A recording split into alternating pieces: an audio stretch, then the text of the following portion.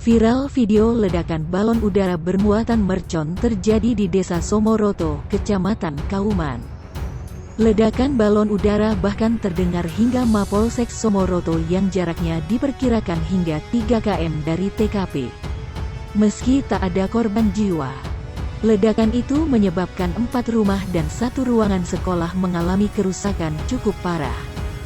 Dari hasil penyelidikan sementara, balon udara itu diperkirakan robek sehingga jatuh di depan rumah warga.